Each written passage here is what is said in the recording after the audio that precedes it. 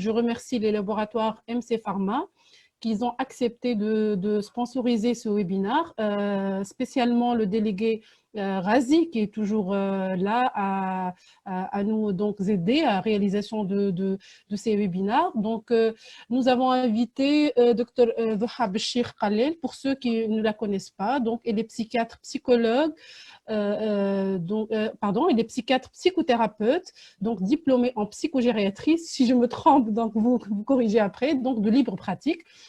Donc, nous l'avons invité pour nous parler justement des prescriptions des antidépresseurs et des anxiolytiques chez le sujet âgé. Donc, c'est à vous la parole, Dr Béchir, et je vous demande de partager votre exposé.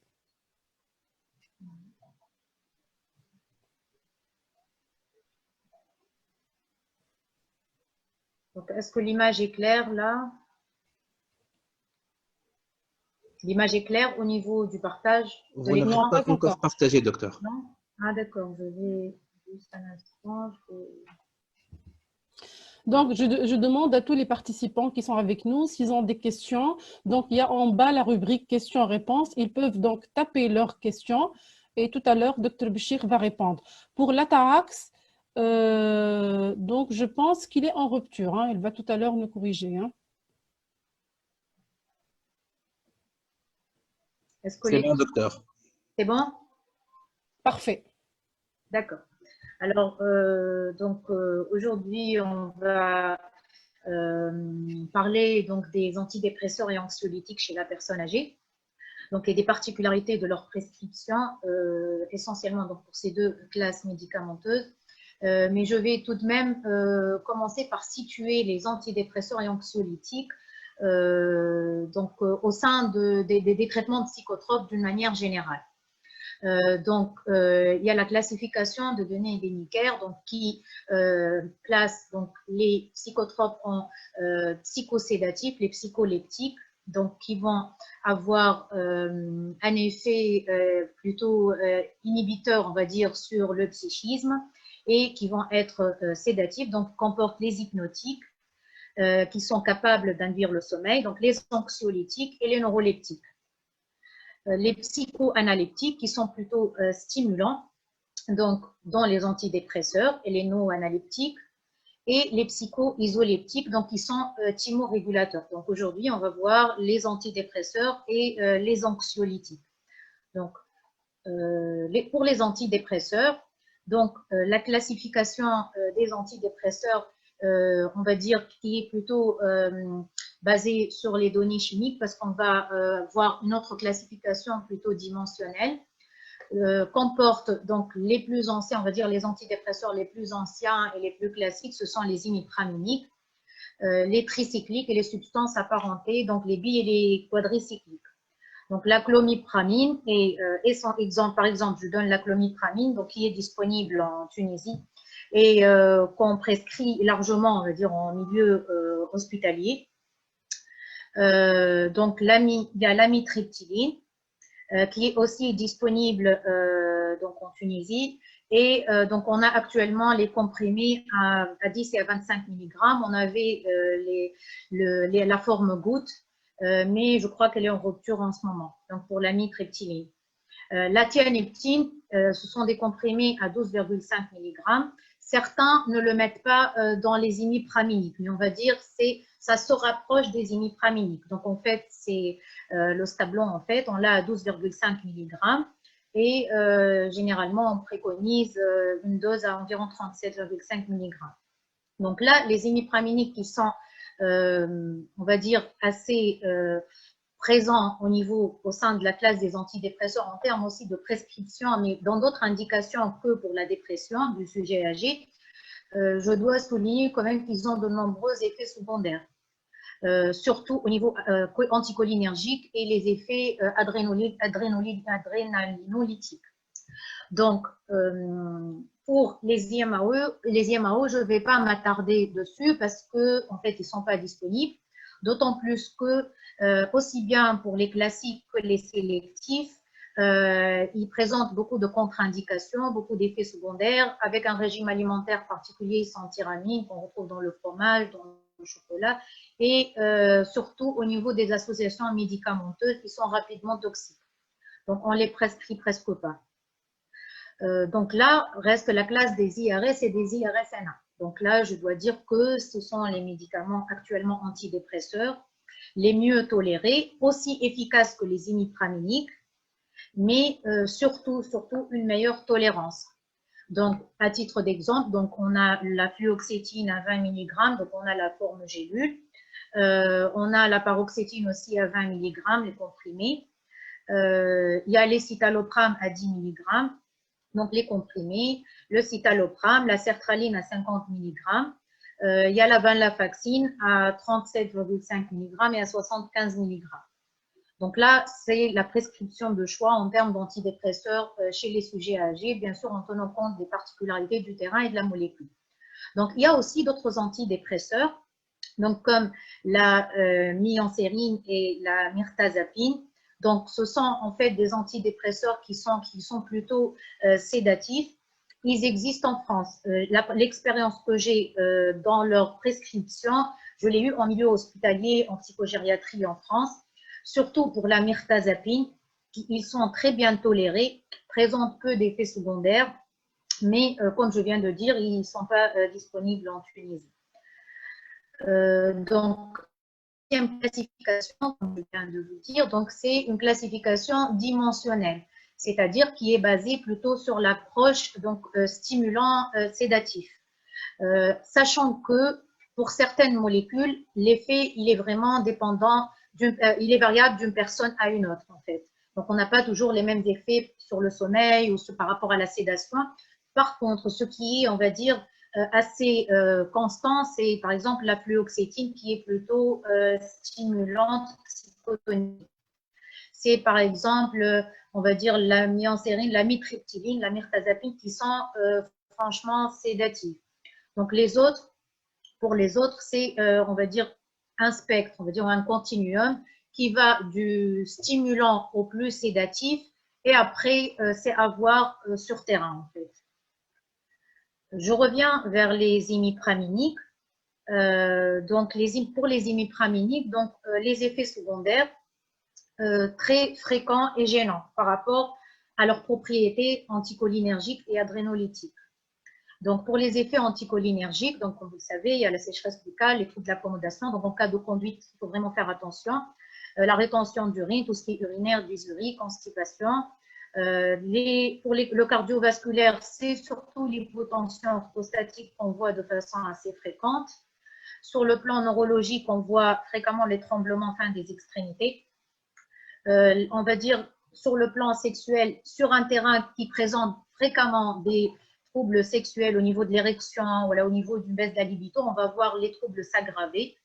La prise de poids et en cas de surdosage, il y a vraiment un problème parce que s'il y a un surdosage, soit parce qu'il y a erreur de consommation au niveau, pour une personne qui, par exemple, se trompe au niveau de ses comprimés, une personne qui a des troubles cognitifs, ou bien en cas de tentative de suicide qu'on voit aussi. Donc, on va avoir un risque cardiaque, on va dire cardiovasculaire dans l'absolu qui est assez important. Concernant, juste un instant, donc, pour les contre-indications des imipraminiques, donc essentiellement liées aux effets anticholinergiques. Donc, on va retrouver le glaucome à angle fermé, l'hypertrophie bénigne de la prostate ou tout obstacle sur les voies urinaires, tout ce qui est pathologie cardiaque et l'association aux IMAO, donc qu'on prescrit déjà très rarement, mais qui est franchement fatale et contre-indiquée. Donc, les contre-indications, on va dire, relatives par rapport à la fonction principalement rénale et hépatique. Donc là, on va adapter les doses. Mais pareil, c'est pas très indiqué comme molécule, on va dire. Pourtant, c'est efficace. Donc, pour la prescription des antidépresseurs chez le sujet âgé, donc on va tenir compte du terrain qui est assez particulier. Donc, comme c'était intéressant dans le cas clinique rapporté par Dr Santini, donc qui illustre vraiment cette diapositive. Donc, la polypathologie qui est assez fréquente. La polymédication, donc le risque d'interaction médicamenteuse.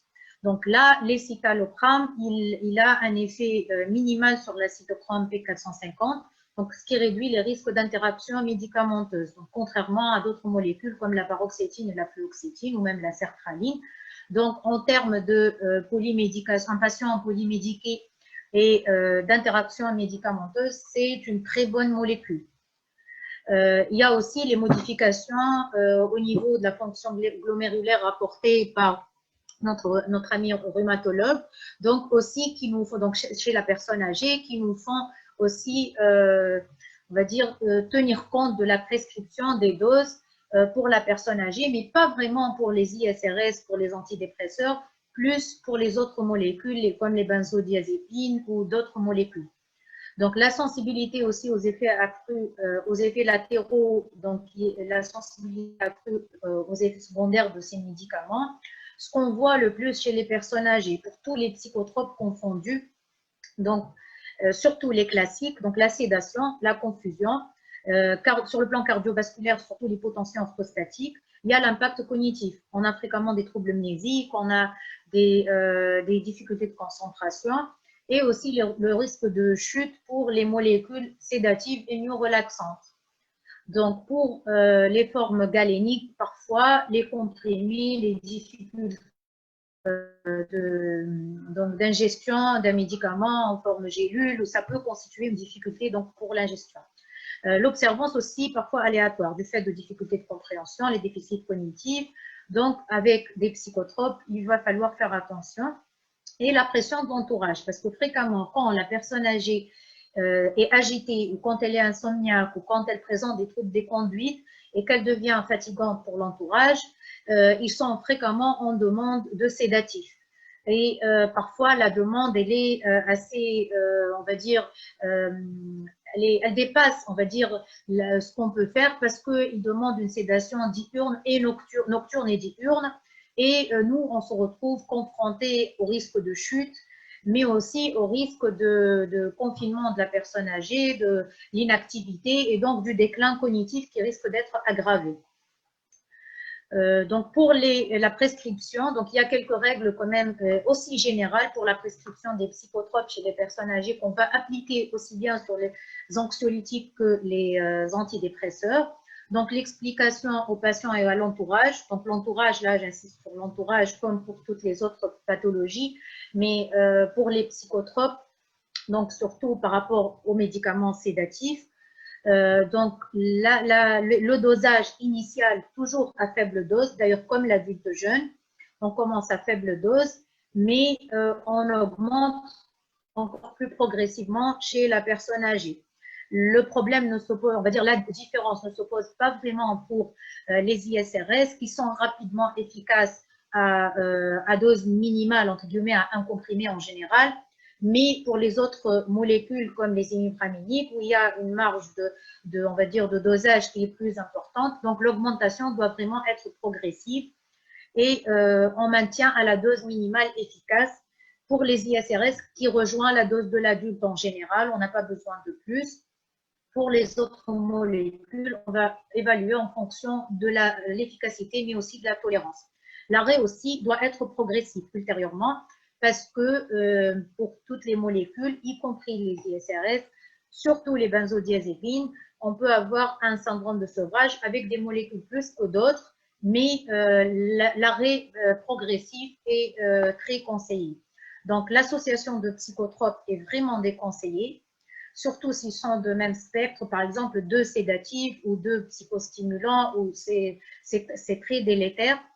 Donc, l'évaluation régulière des effets secondaires, et surtout l'évaluation au niveau cognitif.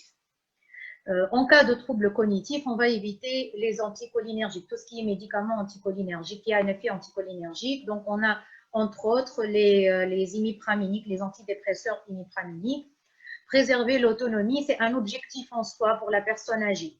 Parce que la personne âgée, si elle ne garde pas un minimum de fonctionnalité, elle ne garde pas un minimum d'activité, on va dire même au quotidien, elle va perdre ses acquisitions, aussi bien du fait d'une éventuelle dépression que d'une atteinte organique cérébrale ou démentielle ou autre. mais il ne faut pas que le traitement rajoute encore plus, le traitement, on va dire, psychotrope, rajoute encore plus de la dépendance à l'entourage, rajoute de l'indifférence, rajoute de l'inactivité et rajoute encore la limite au niveau qu'il va y avoir au niveau cognitif. Donc, et aussi la prise en charge multidisciplinaire, incluant la famille et de préférence en ambulatoire dans le milieu naturel du patient. Parce que, comme je viens de dire, donc j'ai dit précédemment, parfois même une hospitalisation, parfois même un changement, une personne âgée qu'on voit par exemple entre ses enfants, par exemple déménager d'une maison à une autre toutes les semaines, rien que ça peut être un facteur dépressogène et un facteur confusiogène chez la personne âgée. Concernant les principales indications des antidépresseurs, donc chez les sujets âgés, il y a beaucoup d'indications. Le panel est beaucoup plus large pour les antidépresseurs, mais là, je parle plutôt des pathologies les plus fréquemment retrouvées, on va dire, chez la personne âgée. La dépression en premier, aussi bien en tant que traitement curatif de l'épisode dépressif que préventif des rechutes dépressives. Donc, fréquemment sous-diagnostiqué et largement sous-diagnostiqué. Là, on le dit et on le redit, du fait des formes masquées qui sont extrêmement fréquentes. Donc, on va avoir le masque somatique, surtout au niveau, par exemple, gastrique. On va avoir parfois le masque hypocondriaque, des plaintes qui vont changer d'un endroit à un autre, précordialgie, épigastralgie, douleur articulaire, ça un peu partout, mal systématisé, mais qui sont là. Donc, la forme hostile, donc c'est exactement comme le cas du docteur Santini, le cas rapporté, le premier cas par le docteur Santini, où le patient devient irritable, il peut devenir agressif, il peut devenir irascible. Et là, donc, ce sont les formes hostiles de dépression. Il y a le masque délirant qui n'est pas franchement délirant en termes de délire comme on l'entend en psychiatrie, le délire psychotique ou schizophrénique. Ce sont plutôt des idées de préjudice, de persécution à l'encontre de l'entourage. Par exemple, on lui a pris son argent, on lui a, par exemple, changé ses affaires d'endroit, on lui a pas donné à manger par rapport au quotidien et par rapport à l'entourage. Donc, il y a aussi le masque anxieux qui est très fréquent. Il y a le masque démentiel, les dépressions pseudo-démentielles qui sont masquées par des troubles cognitifs. Donc, ils viennent uniquement avec des troubles mnésiques, une désorientation, des troubles de concentration. Et la dépression conative qui est aussi assez fréquente chez la personne âgée où c'est un tableau déficitaire de désengagement relationnel, de démotivation, d'apathie qui est au premier plan. Il y a aussi des formes qui sont changées, en fait modifiées par le contexte en fait organique sous-jacent au niveau cérébral. C'est-à-dire, par exemple, si on a un accident vasculaire cérébral au préalable avec une atteinte, par exemple, frontale ou une atteinte, donc ça va affecter le tableau, la manifestation dépressive qui va changer en fonction de l'atteinte cérébrale. Mais, ceci dit, les tableaux vasculaires sont fréquemment, organiques cérébrovasculaires, s'accompagnent fréquemment de symptômes en comme l'apathie, le ralentissement psychomoteur, les troubles des fonctions exécutives. Et là aussi, ça doit attirer notre attention éventuellement sur l'existence d'une dépression. Donc là, sans discussion, les ISRS constituent le traitement de choix et de première intention, tant pour l'efficacité qui est aussi présente pour les ibipraminiques, mais surtout en termes d'effets secondaires qui sont moins graves et moins fréquents. Deuxième indication, donc les troubles anxieux.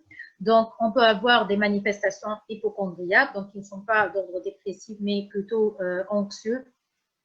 Le tableau atypique qui est très fréquent avec, comme je viens de dire, comme pour la dépression, mais ici les plaintes cognitives, mnésiques, agitation.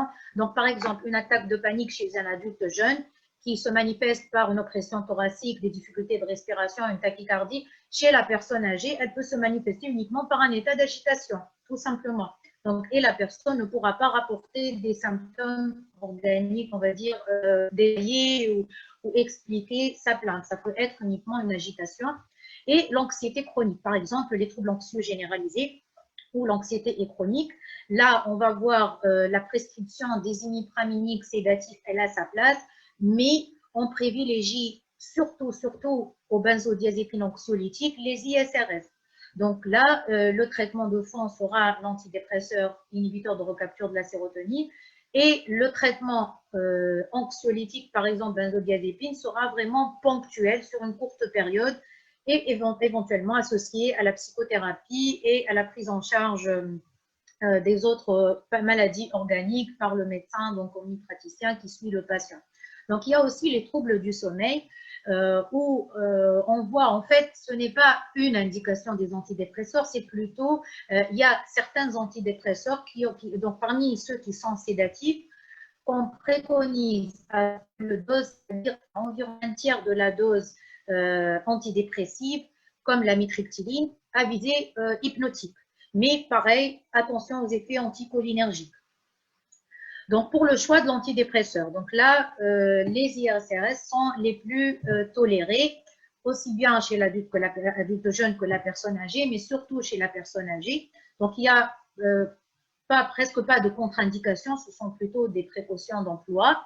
Donc, ils sont extrêmement efficaces dans toutes les formes de dépression, mais quand même dans les dépressions avec une organicité sous-jacente, c'est-à-dire par exemple une démence sous-jacente ou une atteinte vasculaire sous-jacente, il faut dire que l'efficacité est relativement limitée par rapport à une dépression sans facteur organique associé. La tolérance qui est excellente par rapport aux imipraminiques, surtout comme je viens de citer pour les effets anticholinergiques. Et là, après, donc, on va indiquer la molécule en fonction du tableau symptomatique, donc de la symptomatologie qui se présente. Par exemple, si c'est un tableau où prédomine l'inhibition, donc c'est une forme avec apathie, inhibition, donc on va privilégier par exemple la fluoxétine qui est psychotonique. Donc les gélules sont à 20 mg, donc on n'a pas la possibilité pour la forme gélule de commencer donc à faible dose, on commence d'emblée à 20 mg et généralement on n'a pas besoin d'augmenter la dose, donc les 20 mg mais on associe généralement en début de traitement à l'anxiolytique. Donc il y a aussi la forme solution buvable, mais elle n'est pas disponible en Tunisie. Par exemple, si l'anxiété domine le tableau, on va préférer une molécule plutôt sédative ou qui n'est pas psychostimulante. Donc là, les citalopram, la sertraline trouvent leur indication. Donc les citalopram, par exemple, on va commencer, les comprimés sont à 10 mg, donc on peut commencer à un demi-comprimé pendant quelques jours, généralement pas moins de 3 jours. Une semaine, c'est largement suffisant pour un début progressif. Et après, on peut aller jusqu'à 10 mg. Généralement, c'est efficace, mais on peut aussi aller jusqu'à 20 mg. C'est aussi efficace et bien toléré. La sertraline, c'est les comprimés à 50 mg. Pareil, on commence par un demi-comprimé. Par contre, généralement, 50 mg, c'est suffisant. On ne va pas au-delà des 50 mg. Comme chez l'adulte jeune, la sertraline, pour les fortes doses, pour tous les IRS en général, c'est surtout pour certains troubles anxieux qu'on a besoin des fortes doses. Par exemple, 200 mg de sertraline, c'est pour un trouble obsessionnel compulsif sévère. Ce n'est pas vraiment pour les dépressions. Donc, on n'a pas besoin d'atteindre ces doses-là. Donc, avec les ISRS, on va se retrouver rapidement chez la personne âgée avec des doses en fait minimales et efficaces. Donc, pour les formes hostiles, par exemple, où il y a de l'agressivité au premier plan, où il y a de l'agitation, les ISRS aussi ont une action anti-impulsive. Donc, ils sont nettement recommandés dans ce cadre-là. Donc, comme je viens de dire, on commence par une faible dose. Pour les formes comprimées, donc un demi-comprimé, on peut faire 3 jours, 4 jours ou jusqu'à une semaine. Et après, c'est environ un comprimé par jour. Donc, si on prescrit par exemple la fluoxétine, ça sera 20 mg par jour. Pour la paroxétine, ça sera 20 mg par jour. Pour les citalopram, 10 à 20 mg par jour. Par exemple, pour les IRSNA aussi, pour la venlafaxine, on commence à 37,5 et après on augmente jusqu'à 75 mg. On peut avoir besoin d'aller jusqu'aux 150 mg parfois, mais pas fréquemment. Donc là, pour le traitement, pour le début du traitement, après, une fois on commence le traitement, on associe donc dès le début, en général, on associe une benzodiazépine anxiolytique. La benzodiazépine, c'est à dose minimale, à courte durée. Vraiment, autant pour les antidépresseurs, on va dire, ne pas sous-doser et ne pas donner en courte période. Et la tendance générale, c'est de voir des patients qui arrêtent rapidement, précocement, on va dire, leurs antidépresseurs. Autant pour les benzodiazépines, la tendance du patient va être à surconsommer et à continuer la consommation de la molécule. Donc là, la benzodiazépine, c'est en début de traitement. Pourquoi? Parce qu'au début du traitement antidépresseur, avec les IACRS, on peut avoir une petite exacerbation de l'anxiété, surtout avec la fluoxétine, et des difficultés de sommeil. Donc, on peut avoir ce qu'on appelle une levée de l'inhibition et bon, le risque suicidaire, pas vraiment chez la personne âgée, c'est pas vraiment ce tableau-là en début de traitement, mais on va dire que l'anxiolytique aide beaucoup à diminuer cet effet anxiogène en début de traitement. Donc là, personnellement, je prescris une benzodiazépine, par exemple à demi-vie courte ou intermédiaire, pendant 2 semaines au maximum, et après, je dégraisse progressivement, par exemple un jour sur 2. Bon, on peut aller jusqu'à 4 semaines, 8 semaines, on veut dire 12 semaines, c'est vraiment assez large, mais au-delà, il n'y a pas lieu à continuer le traitement benzodiazépine associé à l'antidépresseur. Donc, pour la surveillance sous antidépresseurs, donc, comme je viens de dire, donc l'anxiété et l'insomnie en début de traitement qui peuvent être observés. Donc, pour les prévenir, c'est débuter progressivement, associer un petit anxiolytique en début de traitement et puis arrêter l'anxiolytique. Donc, l'hyponatrémie, quand il y a vraiment quelque chose, c'est-à-dire, par exemple, il y a une atteinte rénale, il y a une association de diurétiques, il y a quelque chose, donc là, on peut voir chez la personne âgée des hyponatrémies, donc à surveiller cliniquement et si nécessaire donc par le bilan biologique. On a avec la venlafaxine, avec les IRSNA, parfois une légère augmentation tensionnelle, une petite intolérance digestive. Donc pareil, on commence progressivement à 37,5. Les effets digestifs en début de traitement aussi observés avec la fluoxétine par rapport à une baisse de l'appétit ou une perte de poids. On peut voir ça et ça pose problème chez la personne âgée parce qu'une perte de poids chez la personne âgée, perte d'appétit, dénutrition, donc on va aggraver peut-être un état somatique qui est déjà précaire, donc faire attention à ce versant de la molécule. Donc le syndrome extrapyramidal, là quand on dit syndrome extrapyramidal, pour la psychiatrie, c'est pour les psychotropes, c'est vraiment les neuroleptiques classiques, mais en association neuroleptique avec antidépresseurs, quand on a besoin d'associer dans les formes délirantes, par exemple, ou dans certaines pathologies. Donc, il faut vraiment privilégier les neuroleptiques atypiques à faible dose. Donc, pas de neuroleptiques classiques ou les neuroleptiques qui ont un certain potentiel d'effets secondaires extrapyramidaux en association avec les antidépresseurs. Donc, il y a quelque chose de spécifique aux ISRS, donc aussi le syndrome sérotoninergique, qui est aussi franchement rare et qui se voit en cas de surdosage ou d'association médicamenteuse, où on va avoir des symptômes aussi bien neuropsychiatriques que moteurs que végétatifs. Et là, ça peut même nécessiter de la réanimation, mais comme je viens de dire, c'est extrêmement rare comme effet secondaire. Sur le plan sexuel, donc chez la personne âgée, comme je viens de dire, où il y a une altération relativement des fonctions sexuelles, on peut voir aussi une baisse de la libido, un retard éjaculatoire, mais ce n'est pas vraiment rapporté au premier plan vu que la fonction est déjà altérée. Donc, on ne va pas avoir vraiment une altération importante ou un changement important avec l'ISRS. Le sevrage, donc à l'arrêt brutal. Donc, l'arrêt, il ne faut pas qu'il soit brutal, surtout avec la paroxétine. Sur le plan pratique, avec la paroxétine, l'arrêt, il faut qu'il soit vraiment très, très progressif. Un sevrage assez difficile, sans que ça soit vraiment une dépendance. On ne parle pas de dépendance comme pour les benzodiazépines, mais d'une molécule à une autre, l'arrêt peut être plus ou moins difficile. Donc, la règle, c'est d'arrêter progressivement.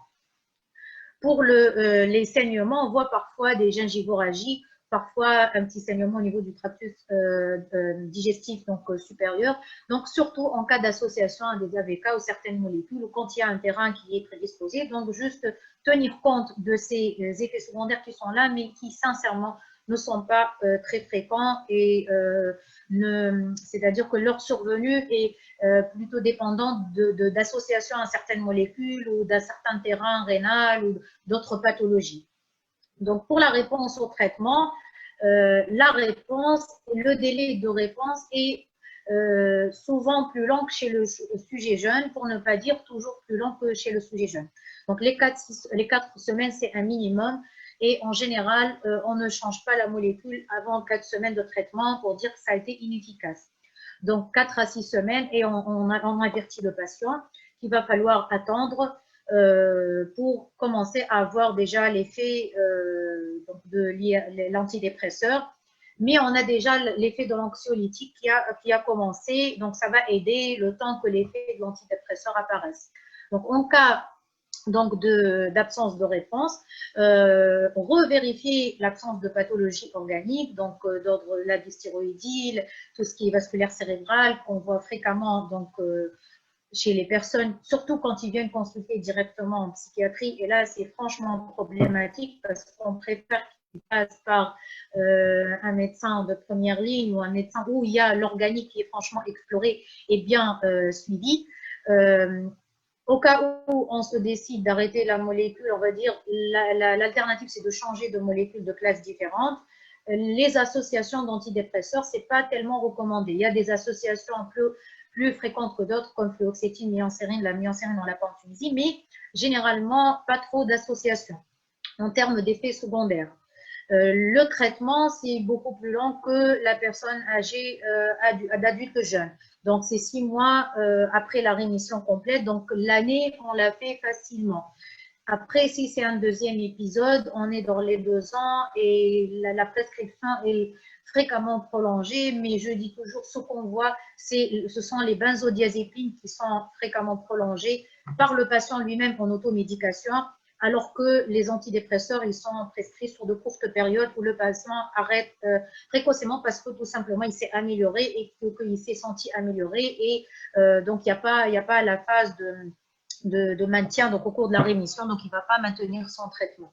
Donc, la surveillance régulière des fonctions cognitives, éventuellement par rapport aux dépressions, surtout qui peuvent annoncer, comment débuter avant de voir après un syndrome démentiel s'installer ou des formes associées, donc les fonctions cognitives à surveiller de façon régulière. Concernant les anxiolytiques, donc là, il y a 2 grandes classes. Donc, les benzodiazépines, qui sont largement appréciées par les patients, sincèrement, aussi bien adultes que personnes âgées, parce qu'il y a une anxiolyse qui est rapide et parce que il y a un effet qui est immédiat et qui est efficace au niveau de l'anxiolyse, mais effet secondaire et dépendance. Donc, il y a les demi-vies courtes, les demi-vies intermédiaires et demi-vies longues.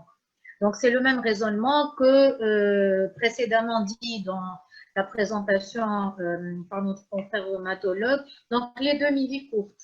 Donc, pareil pour les benzodiazépines. Donc, on va choisir pour la personne âgée une demi-vie courte pour éviter l'effet sédatif donc dans la journée et éviter l'effet des résidus actifs, donc les résidus actifs. Donc, la priorité, c'est les demi-vies courtes, mais aussi intermédiaires. Donc, on a l'alprazolam. Donc, en Tunisie, je crois qu'il est en rupture en ce moment. Donc, l'alprazolam, il y a le 0,5, le 0,25. On avait la forme sirop et la forme comprimée. Je pense qu'elle est en rupture en ce moment. C'est une très bonne molécule. Elle offre le meilleur, on va dire un bon rapport anxiolyse sur sédation, c'est-à-dire qu'elle est anxiolytique, moins sédative. Donc, c'est une bonne molécule. Donc, c'est le Xanax. L'orazépam, donc qui est aussi disponible en Tunisie, donc on prescrit sur l'ordonnancier bleu. Donc, l'orazépam, il y a le 1 mg et le 2,5 mg. Pareil, les doses, donc surtout minimum en termes de dose, on diminue la dose recommandée chez l'adulte par 2 voire par 3, la dose journalière, chez la personne âgée. Et surtout, on privilégie la prise en nocturne pour éviter la sédation matinale et les chutes en fait. Donc l'oxazépam, c'est une très bonne molécule.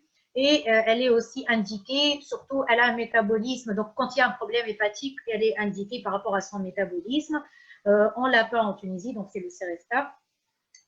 C'est une très bonne molécule aussi. Le bromazépam, donc, qui est largement prescrit, qu'on a. Donc on a le 6 mg, le bromazépam 6 mg.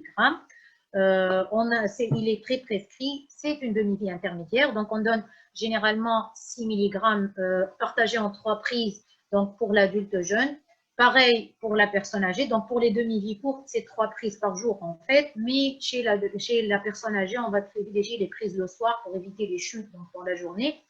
Le bromazépam, donc, il est aussi prescrit environ, on va dire, on peut donner 2 mg le soir, par exemple, ou fractionner la dose.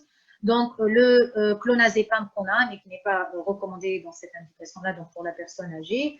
Il y a le prazépam. Donc là, les demi-vies longues disponibles, on les a. Donc, le chlorazépate dipotassique, donc c'est le transfert, qui sont disponibles, mais qu'on ne recommande pas du fait de leur demi-vie qui est longue.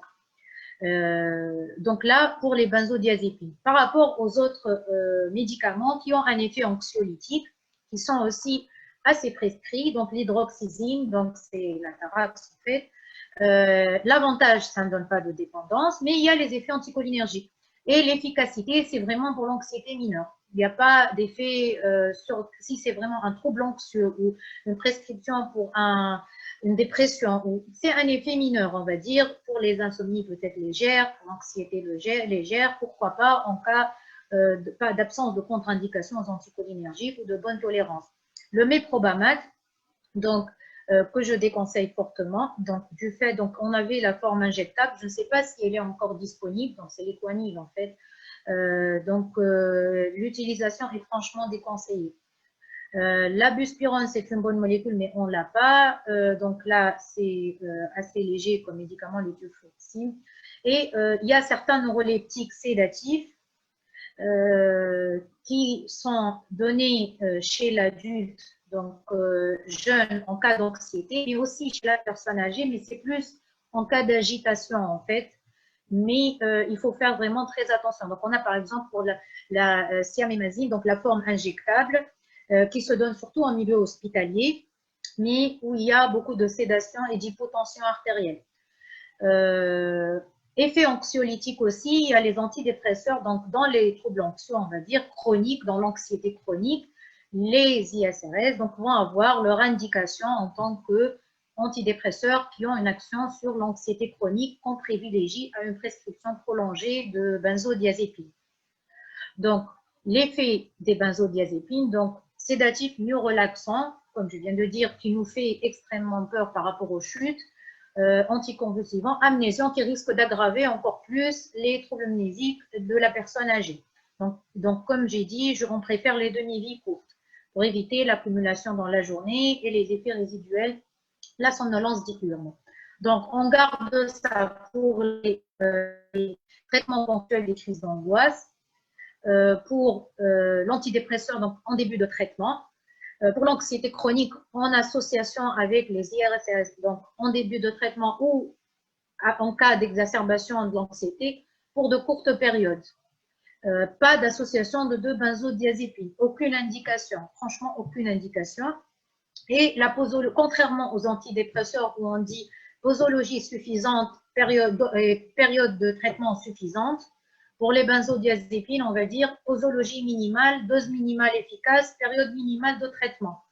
Au cas où le patient est déjà sous benzodiazépine, il arrive déjà avec ces benzodiazépines prescrites depuis très très longtemps, on peut faire l'arrêt très progressivement, donc par moitié dose, donc par semaine, mais plus on arrête progressivement et plus le sevrage sera toléré. Donc pour les contre-indications, donc d'ordre respiratoire, myasthénie, hypersensibilité aux benzodiazépines et tout ce qui est fonction rénale et hépatique. Donc il n'y a pas beaucoup de contre-indications, mais par contre c'est un piège en fait. C'est une bonne efficacité sur l'anxiolyse, c'est une efficacité rapide, mais après c'est une dépendance. Et il y a aussi les phénomènes de tolérance, c'est-à-dire que la dose qui est efficace aujourd'hui, après un certain temps, elle ne sera plus efficace, la même dose ne sera plus efficace. Et là, augmenter de dose en cas d'inefficacité, ça ne sert absolument à rien pour les benzodiazépines. Il faut changer de classe, c'est qu'ils ne sont pas efficaces. Pour certaines personnes, dès le début, ils ne sont pas efficaces, il n'y a pas d'effet sédatif, anxiolytique, donc ça ne sert à rien d'augmenter les doses ou les associations qui ne sont pas du tout indiquées. Donc, pour les effets secondaires, il y a les effets sédatifs non relaxants, donc le risque de chute, l'effet amnésiant avec les troubles cognitifs qui s'aggravent. On voit chez les personnes âgées particulièrement parfois, surtout avec le traitement injectable, on voit des états d'agitation paradoxale et d'agressivité. Surtout pour le clorazépate dipotassique, on voit cet effet-là. Et c'est pas très conseillé donc de donner cette voie-là, mais surtout il peut y avoir une association avec l'agitation, l'agressivité, un état confusionnel. La dépendance, donc le risque de dépendance, et le sevrage brutal qui est fréquemment mal toléré, qui peut même donner des convulsions ou des troubles très graves qui peuvent nécessiter la réanimation. Donc pour conclure, donc ne pas passer à côté des dépressions chez les personnes âgées, la prise en charge multidisciplinaire, donc somatique, psychiatrique, impliquant les aidants familiaux. Donc les inhibiteurs de recapture de la sérotonine, traitement de choix, mais selon l'indication, selon la symptomatologie qui se présente. Et surtout, ne pas sous-doser en inhibiteur de recapture de la sérotonine, ne pas donner de courtes périodes et contrairement aux benzodiazépines, ne pas trop prescrire, ne pas augmenter les doses et ne pas prolonger les prescriptions. Donc, ce sont les recommandations, on va dire, par rapport aux antidépresseurs et anxiolytiques, mais aussi par rapport aux psychotropes d'une façon générale.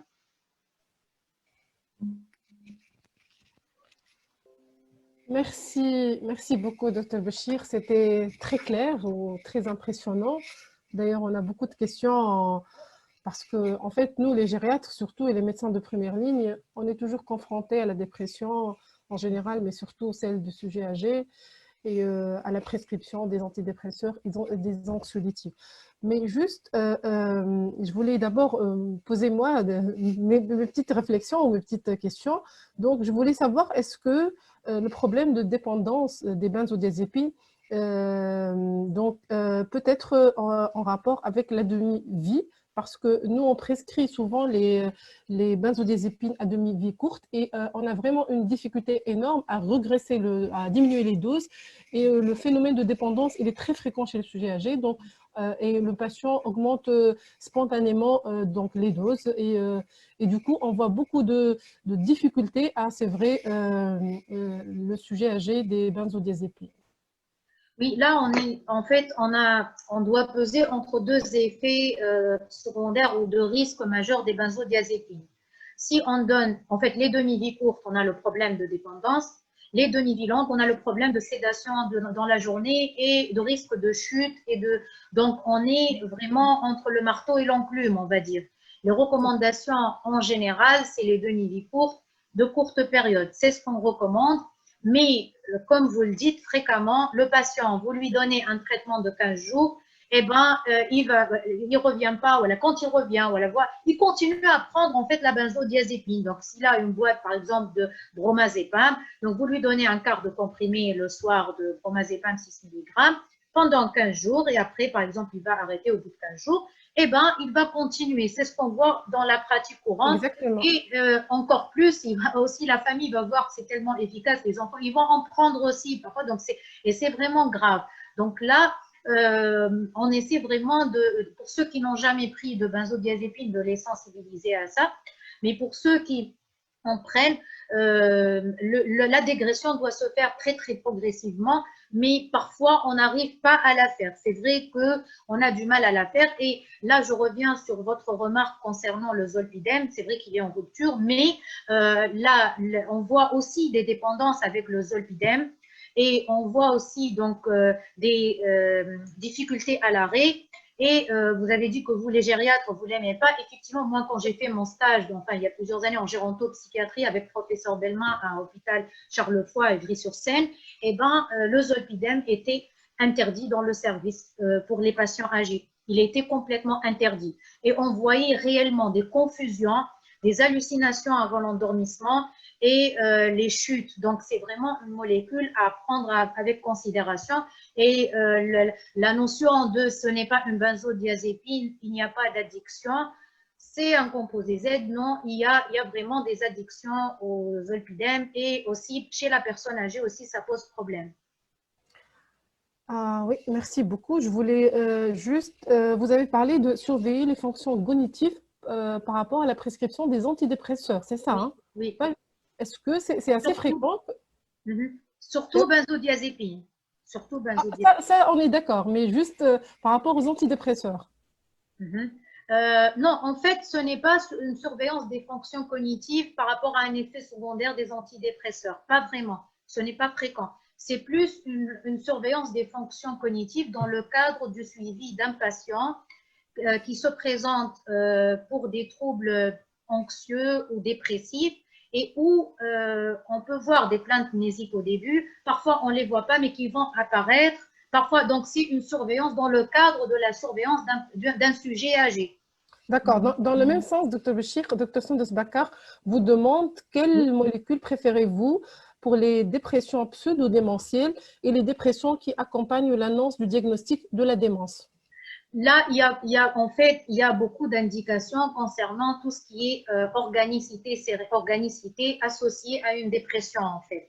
Mais les consensus ne sont pas vraiment univoques. Moi, ce que je peux vous dire d'après mon expérience, par exemple, on va voir qu'en cas de troubles cardiovasculaires, il vaut mieux donner la sertraline.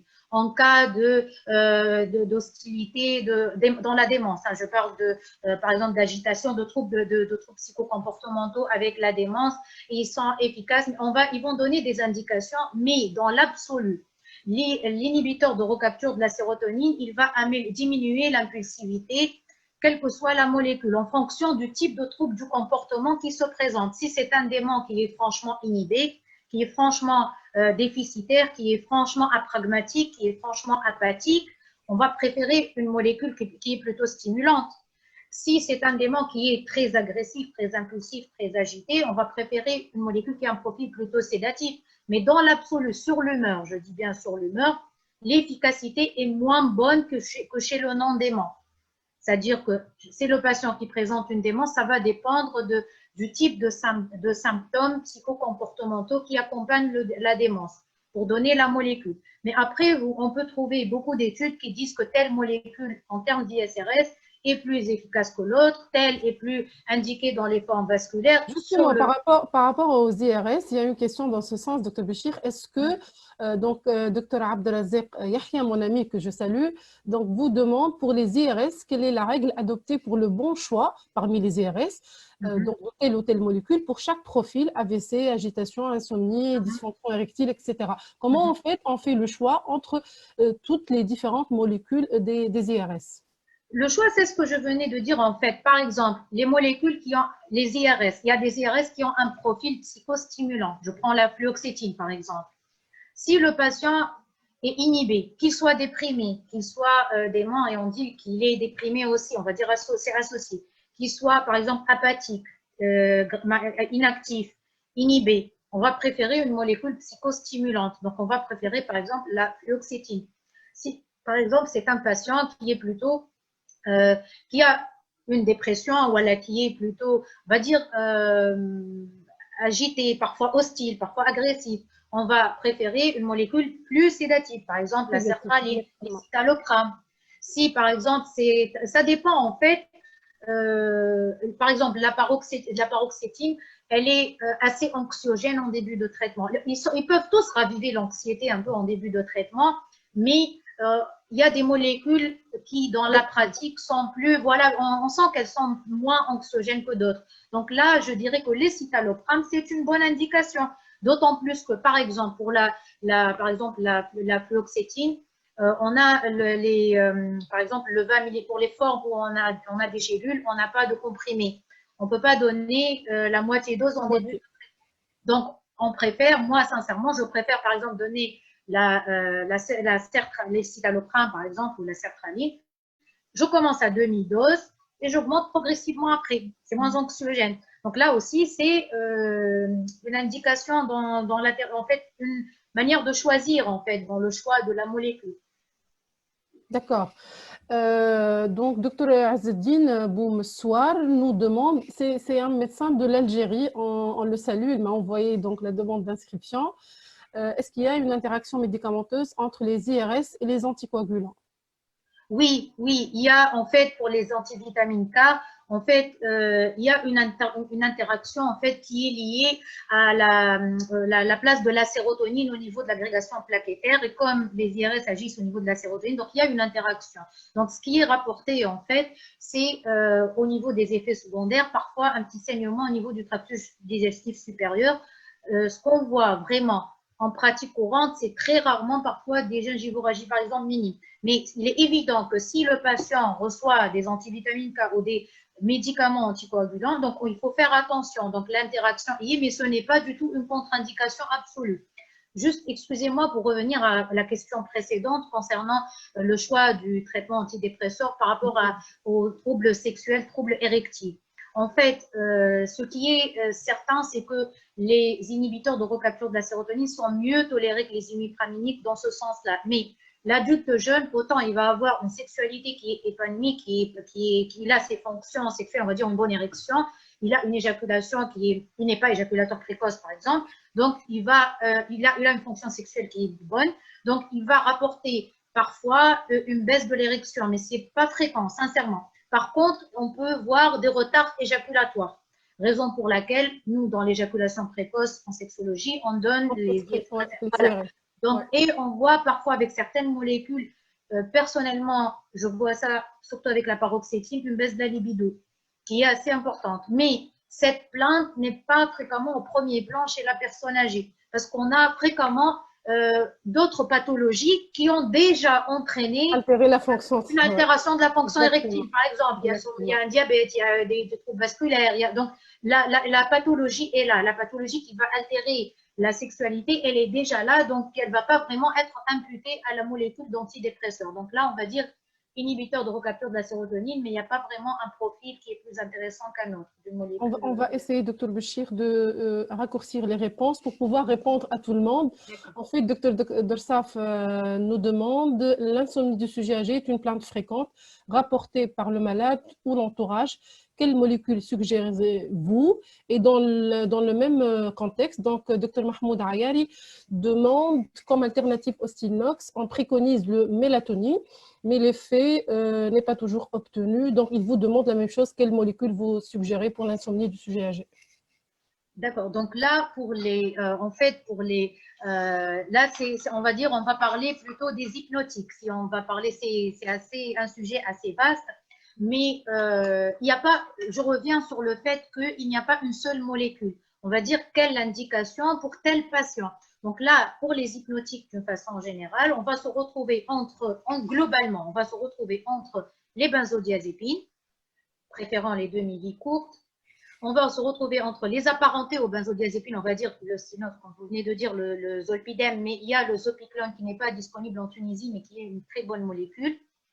On va se retrouver avec les antidépresseurs sédatifs, les imipraminiques, comme par exemple l'amitriptyline, le Laroxyl, voilà, bon, je ne sais pas si on peut citer les noms. Oui, bien sûr, oui.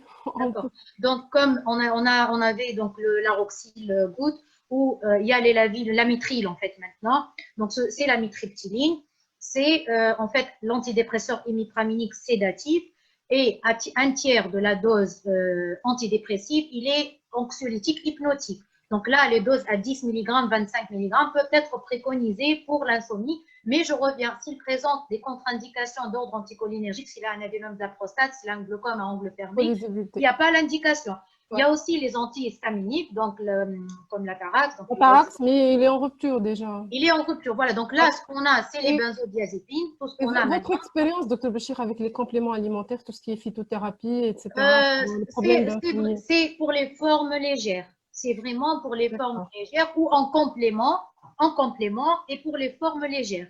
Mais après, ça dépend aussi du terrain et ça dépend aussi des facteurs environnants. Si les facteurs de maintien de l'insomnie ou du stress ou de la dépression sont maintenus, par exemple, le patient, sa femme, elle est tombée, elle s'est cassée la jambe et il se retrouve seul et il n'a personne. Là, il est dans une situation qui est très difficile. Le facteur de maintien d'entretien va persister encore. On va se retrouver face à une forme qui risque d'être résistante. Pas parce que le traitement est inefficace, mais parce que c'est un facteur de résistance.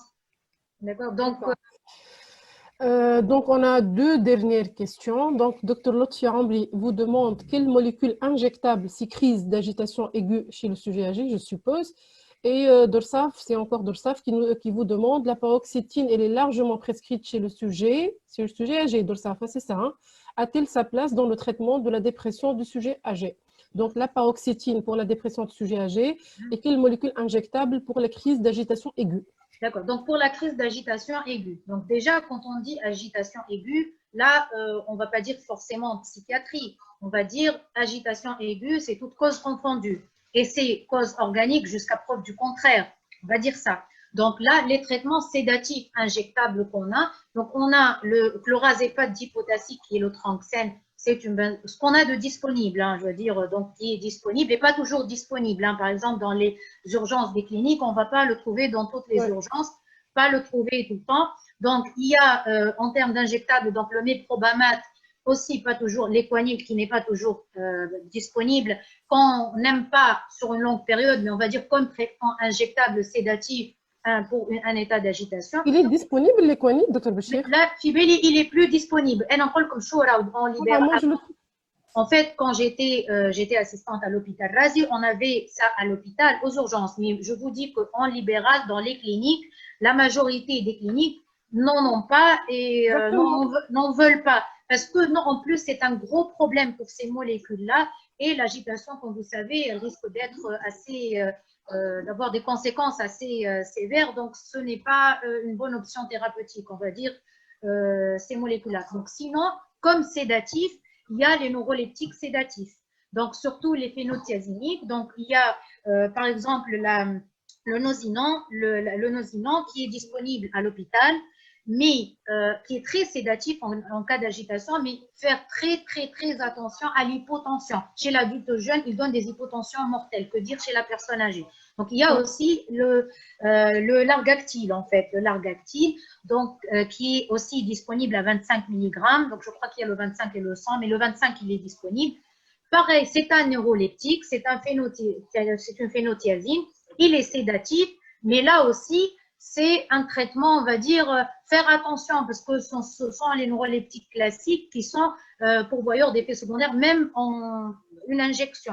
En France, il y a le Loxapac, la Loxapine. Donc là, la Loxapine, on donnait ça chez les personnes âgées pour les états d'agitation à visée sédative. Mais nous, moi, je pense qu'on a le Tranxène et le Largactil injectable pour le moment, et si on le trouve. Hein. Sinon, on va dire, au cas où c'est une petite agitation ou une anxiété massive, on va par exemple donner une benzodiazépine à demi-vie courte par voie sublinguale pour que la voie sublinguale soit absorbée plus rapidement que la voie orale. Mais ce n'est pas vraiment l'agitation, c'est l'anxiété massive, on va dire. Oui, effectivement. Voilà, donc, et surtout, je reviens vers la sédation et chercher une cause organique, chercher l'organicité, chercher vraiment l'organicité derrière l'agitation. C'est un réflexe très important avant donc, un mot sur les citalopram et allongement de l'espace cuté. Est-ce qu'il est contre-indiqué? Est-ce qu'il faut faire le sujet avant la prescription? Oui, là, c'est assez rapporté. Il n'y a pas que pour les citalopram. Hein. Pour tous les IFRS, on va avoir au niveau de la repolarisation, on va avoir les troubles au niveau. Mais en pratique, on va dire, ça dépend du terrain. C'est-à-dire que si le terrain, il présente déjà une cardiopathie, un trouble du rythme cardiaque, ce n'est pas du tout une contre-indication absolue, mais on va surveiller. C'est moins dangereux que les imipraminiques ou les autres psychotropes. Ce n'est pas du tout une contre-indication, mais on va surveiller. Mais dans la pratique, on verrait plus l'hyponatrémie chez un patient qui est sous diurétique que les problèmes de repolarisation. D'ordre pratique. Moi, je vous donne ça d'ordre pratique. Vous avez parlé de benzo en sublingual. Il vous demande quel benzo en sublingual? On peut donner même le bromazépam, on peut donner... on ouvre l'ampoule et on donne en sous. Le comprimé, les benzodiazépines, on va les donner par voie orale, on va dire. Mais parfois, pour accélérer, là, on va dire, l'absorption, on peut donner le prazépam ou bien le bromazépam en sublingual. Donc, le comprimé n'est pas orodispersible dans sa forme galénique, mais ça peut donner une action rapide. Mais surtout pour le prazépam, le lysanxia, on peut donner ça en sublingual.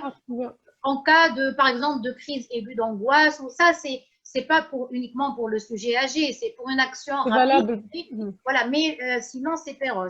Pour les antidépresseurs, c'est Péros.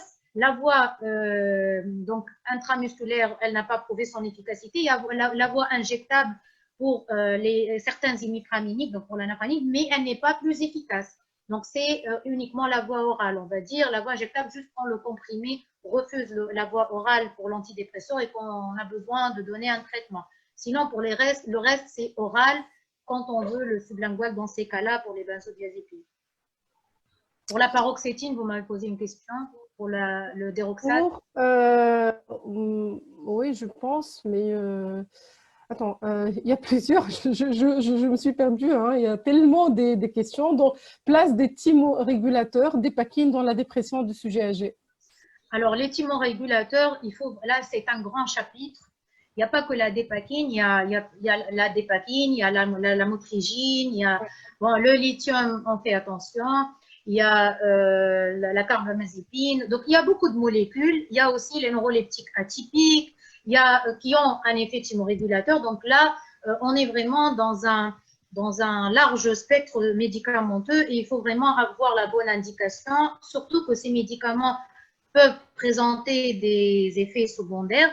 Et surtout, troubles bipolaires du sujet âgé, on se pose la question.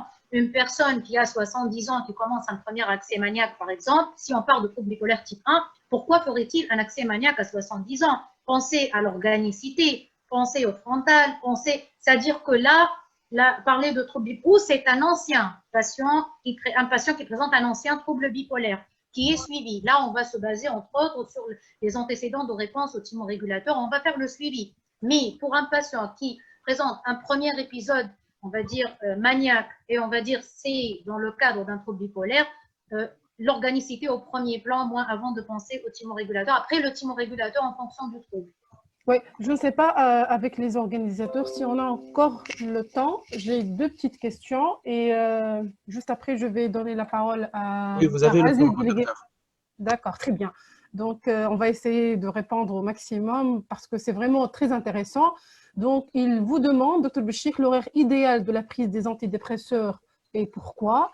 Et dans le même, enfin, c'est pas dans le même contexte, mais c'est une question qui, pour moi, c'est très, très important. Et je ne sais pas, Dr Adel Nahdi, pourquoi il la demande. Donc, si Covid positif asymptomatique ou post-symptomatique, on arrête les antidépresseurs et les anxiolytiques. Et pourquoi? Je ne sais pas pourquoi il la demande, mais bon, je vais poser.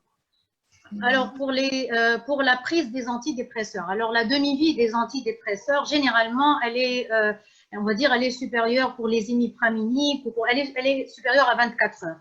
Donc, la prise, en général, on va dire, c'est une prise quotidienne. C'est une prise, en fait, pour les psychostimulants, on va dire, plutôt matinale. Pour les autres, c'est possible de donner le soir, mais en général, on donne en une prise matinale, en général. C'est-à-dire, si on a de la paroxétine, on a de l'escitalopram, on a la fluoxétine, on donne un comprimé, c'est un comprimé le matin. Le maniement des inhibiteurs de recapture de la sérotonine est très facile. Il n'y a pas vraiment un problème. Et l'effet sur le sommeil, il est vraiment variable d'une personne à une autre, mais on n'a pas vraiment la molécule sédative, franchement sédative, qu'il faut uniquement prescrire le soir. Non, il n'y a pas vraiment ce profil-là de molécule. Donc, une prise matinale, c'est possible, ou si on veut le soir, c'est possible. Sauf pour les psychostimulants, on va privilégier que ça soit matinal. Je pense qu'on a déjà répondu à la question, mais je vais encore la lire parce que Dr Bessaf insiste. Donc, sa question, c'est par rapport à la paroxétine qui est largement prescrite en fait chez le sujet jeune et a-t-elle une place dans la dépression du sujet âgé? La paroxétine est largement prescrite, oui. Les chez le sujet jeune. Oui, jeune, on va dire que l'escitalopram est aussi largement prescrit. La paroxétine est largement prescrite, la sertraline est prescrite. Oui, exactement. Après dire que c'est, on va dire, plutôt chez la personne âgée, non, pas forcément. En termes d'interaction médicamenteuse, déjà, l'escitalopram a le privilège en termes d'interaction médicamenteuse. En termes d'anxiété en début de traitement, il a l'avantage. En termes de, on va dire, de manipulation de la dose. Les comprimés à 10 mg sont sécables, on peut aller à 20 mg. Il a largement l'avantage, c'est-à-dire, je ne suis pas d'accord sur le fait de dire qu'elle a vraiment sa place, particulièrement, on va dire sa place, mais elle garde sa place, comme les autres IRS. Ouais. Oui, mais par contre, il est fréquent. Personnellement, c'est juste une expérience personnelle. Je ne sais pas est-ce que c'est rapporté dans la littérature ou pas, mais une expérience personnelle, c'est fréquent d'arrêter la paroxétine à 10 mg. D'ailleurs, je sais qu'il y a la forme 10 mg qui existe, par exemple, au Canada ou dans certains pays pour le déroxate, la paroxétine. Mais pas chez nous, hein? C'est 20 mg chez nous. Oui, chez nous, c'est 20 mg, mais il est fréquent, même chez l'adulte, fréquent, je dirais pas fréquent, mais ça arrive d'arrêter au 10 mg et de continuer avec un demi-comprimé. Alors que pour les autres molécules, on est à un comprimé en général. Pour la sertraline, on est à 50. Pour les citalopram, on est au 10 mg. On peut aller au 20 mg. Donc, pas particulièrement la paroxétine. Elle a sa place, oui, parmi les autres indications des IRS, mais pas particulièrement. Une dernière réflexion de Dr Hatem Lebriki, donc par rapport à l'hypotension artérielle comme effet anticholinergique qui est très fréquent chez le sujet âgé et qu'il faut éviter évidemment chez le sujet âgé. Donc, je donne la parole à Razi avant de clôturer le webinaire. Razi. Oui, docteur Meher, merci beaucoup. Merci. Au nom de MC Pharma et du laboratoire Lundbeck, je voulais tout d'abord remercier docteur Doha Béchir d'avoir accepté cette présentation. Et l'INARF, qu'elle s'est faite dans des délais très serrés. Et c'est une présentation de grande qualité. Voilà. Je remercie aussi les membres du groupe des gériatres du Grand Tunis, particulièrement vous, Dr Meher Hashicha, pour votre collaboration continue et pour votre professionnalisme. Et je remercie finalement les participants d'avoir assisté à cette présentation en espérant qu'elle a été bénéfique et fructueuse à tout le monde.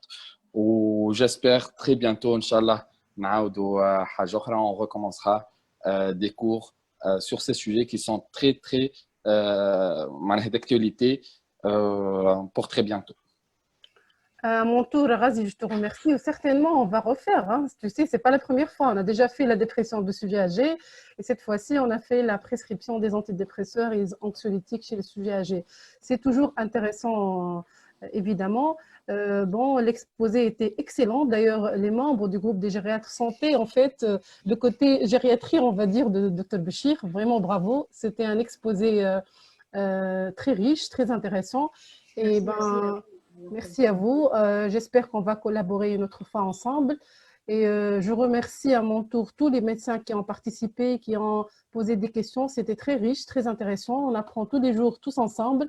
Et je vous dis, donc suivez-nous à la page Facebook du groupe des gériatres du Grand Tunis où on va essayer d'être toujours là et de programmer des webinaires en ces temps-ci. Et protégez-vous en examinant vos patients. Et à très bientôt. Voilà. Au revoir et bonne soirée. Merci à tous.